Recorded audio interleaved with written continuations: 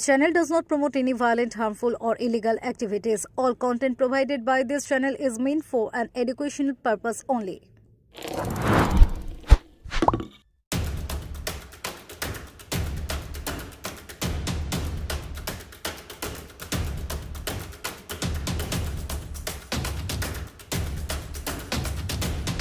গেটে তালা দাবিতে অনড় শ্রমিকরা কর্মবিরতিতে হুগলি চুচুড়া পৌরসভার অস্থায়ী কর্মচারীরা সপ্তাহের প্রথম দিনে অচলাবস্থা হুগলি চুচুড়া পৌরসভায় সোমবার সকালে গেটে তালা লাগিয়ে কর্মবিরতিতে বসেছেন পৌরসভার অস্থায়ী কর্মচারীরা।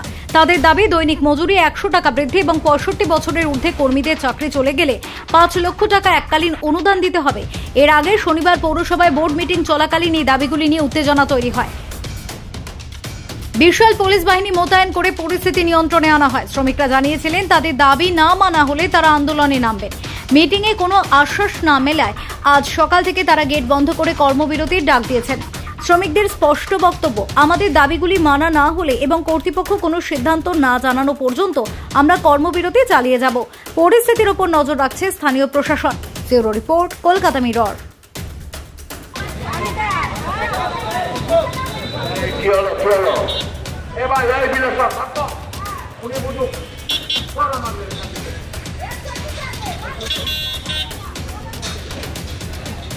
আমাদের কেউ দাবি দাবি করবি না ভাই, আমি ভাই ওইসব পছন্দ করি না। মায়না ঠিক মতো দিতে পারে না, এতদিনে মায়না ঠিক মতো দিতে পারে না।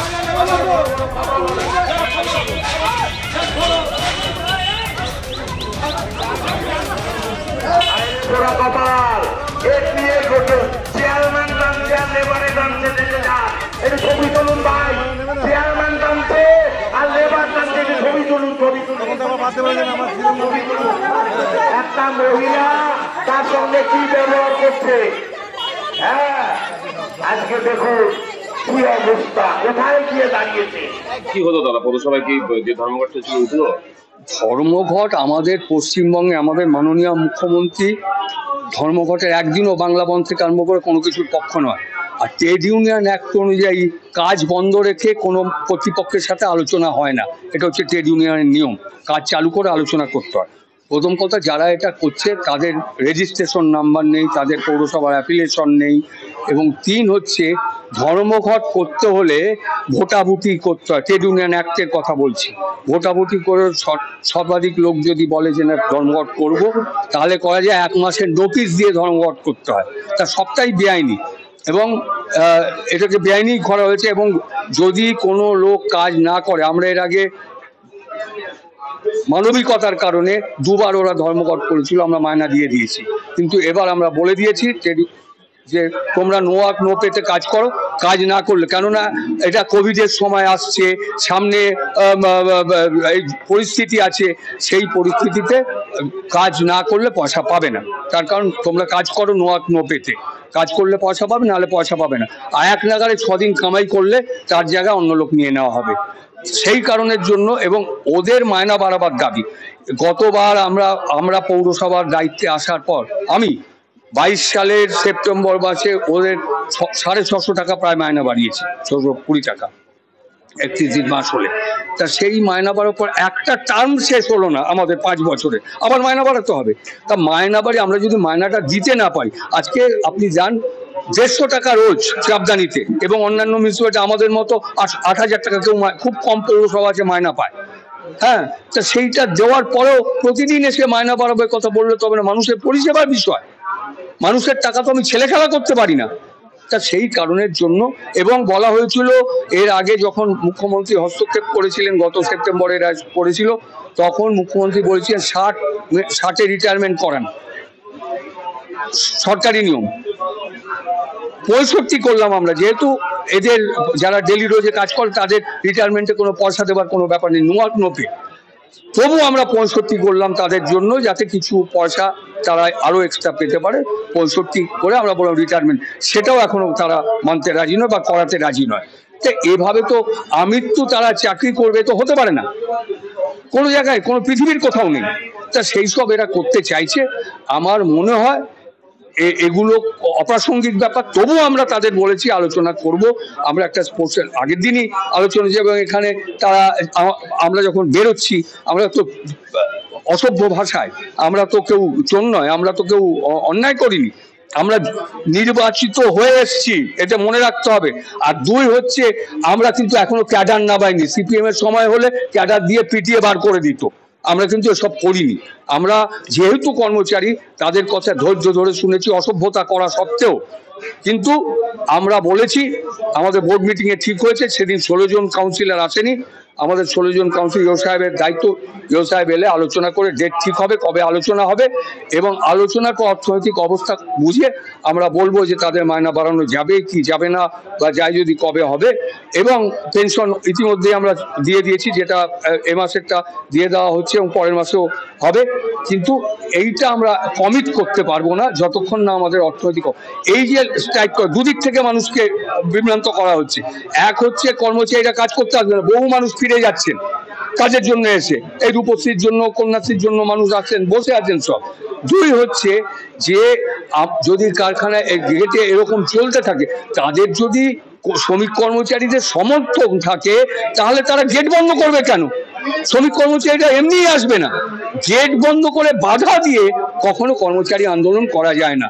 এবং আরেকটা বিষয় হচ্ছে, এই যে কাজগুলো, পরিষেবাগুলো, গজা মুখ্যমন্ত্রী আমাদের বলেছেন একদিনও, জানেন এখন বাংলা বন্ধ হয় না, একদিনেরও বন্ধ হয় না, কিন্তু বেআইনি ভাবে ঘোষণা করা হবে। কাজ না করলে পাবেন যে কাজ, বেতন বৃদ্ধি শুধু আছে, বেতন স্পেশাল হবে, সেখানে যা সিদ্ধান্ত হবে। কিন্তু অর্থনৈতিক অবস্থা না হলে কেউ কমিট করতে পারবো না আমরা বেতন বৃদ্ধির জন্য। হ্যাঁ, আমরা বোর্ড মিটিংয়েও ডেপুটেশন দিয়েছিলাম, তাতেও বলেছিলাম যে আমাদের আজকে বোর্ড মিটিংয়ে কি হয় না হয়, আমাদের সম্বন্ধে কি আলোচনা হয়, সেইটা আমাদের একটু জানাবেন।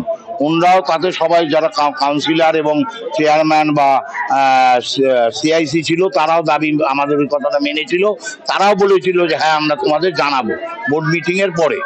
আমরা 5টা অবধি অপেক্ষা করেছি। 5টা অবধি আমরা যখন কোনো কিছু সুরাহা পাইনি, তখন দেখছি যে 5টার সময় চেয়ারম্যান এই গেট থেকে বেরিয়ে এই গেট দিয়ে বেরিয়ে যাচ্ছিল, তখন আমরা ওনাকে ঘিরে ধরেছি। আজকে কি হলো এই মুহূর্তে লাস্ট কথা হয়েছে যে আমাদের 15-16 তারিখের মধ্যে ওনারা স্পেশালি বোর্ড মিটিং ডাকবে, অনলি আমাদের নিয়ে এই আলোচনা হবে। এর জন্যই আজকে আমরা এইখানেই আশা করছি, দেখি আমরা এখন আলোচনা করে নিই, যে আমি একা কথা তো দিতে পারি না, আমরা এই ধর্মঘটটা উঠিয়ে নেব কি নেব।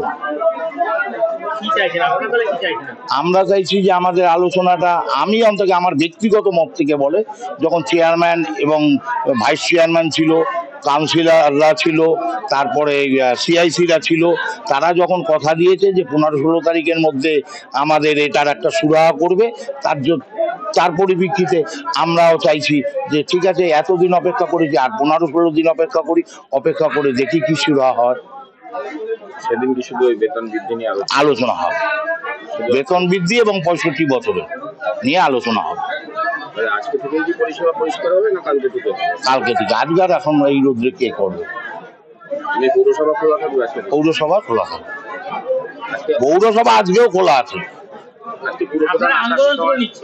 আন্দোলন এখনো বলছি না যে আমরা তুলে নিচ্ছি, আমরা আলোচনা করব তারপর।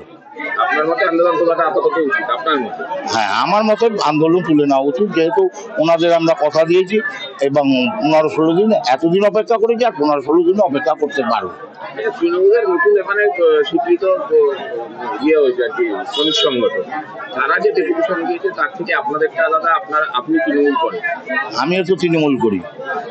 আমি যে তৃণমূল করি, যে তৃণমূলের সংগঠনের কর্ণধার, সেও তখন তৃণমূল করতো কিনা সন্দেহ। আমি কিন্তু বহু তৃণমূলের জন্মলগ্ন থেকে আমি তৃণমূল করি। এখানে যে আইএনটিটিউসির যে ডেপুটেশন পরশুদিন দিয়েছিল, তাদের সঙ্গে আপনি ছিলেন? মাইকটা বন্ধ করতে পারেন না। তাদের সঙ্গে আপনি ছিলেন না? হ্যাঁ, এখানে আইএনটিটিউসির যে সংগঠন পরশুদিন ডেপুটেশন দিয়েছে, তাদের সঙ্গে আপনি ছিলেন না? না, তাদের সঙ্গে আমি ছিলাম না। এই যে অরাজনৈতিক ইউনিয়নটা, এই ইউনিয়নটা বিশেষ করে গর্ব করে বলতে পারি, এই ইউনিয়নটা তৈরি করেছি আমি। ব্যক্তিগতভাবে আমিই তৈরি করেছি। তখন কিন্তু তৃণমূল, সিপিএম, বিজেপি কিচ্ছু ছিল না।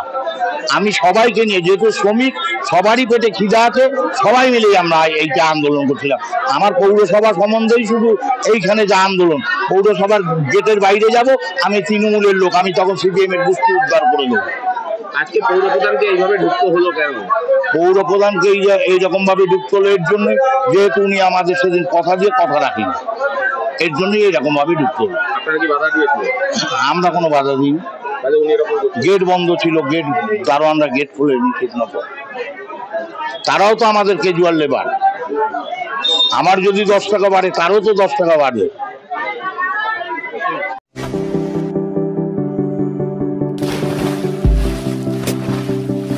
Fasten your seatbelts as you take a tour around your marine wonderland.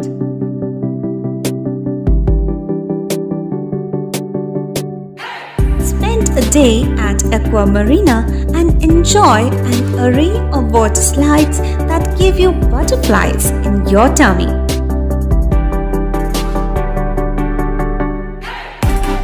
Aqua Marina is a holistic weekend destination for friends, family, and couples and offers magic to soothe your body, mind, and soul.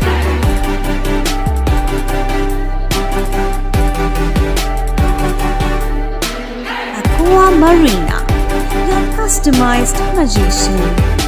Welcome aboard and see the magic unfold. সামাজিক বা corporate event আয়োজন নিয়ে ভেবে চলেছেন? এবার আপনার ভাবনার অবসান। এসে গেছে ক্লাব ওয়েলকামের নতুন ক্রিস্টাল হল। 6000 বর্গফুটের রাজকীয় এই ব্যাংকোয়েট হলের সঙ্গে যুক্ত বিশাল আয়তনের কিচেন, জিভে জল আনা নানা পদ অতিথিদের পরিবেশনে সক্ষম। প্রয়োজনে ব্যবহার করতে পারেন আউটডোর ক্যাটারিং এর সুবিধাও। ক্রিস্টাল হলে অনুষ্ঠান আয়োজন অনুষ্ঠানের গরিমা বৃদ্ধি করে। রয়েছে 5টি লাক্সারি রুমের সুবিধাও। তাই সামাজিক হোক বা কর্পোরেট ইভেন্ট, নির্দ্বিধায় চলে আসুন club ওয়েলকামে।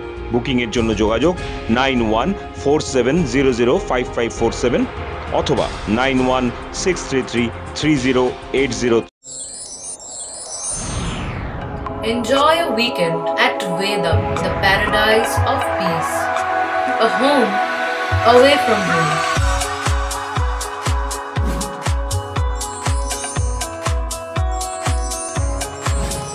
See yourself resonating with the nature.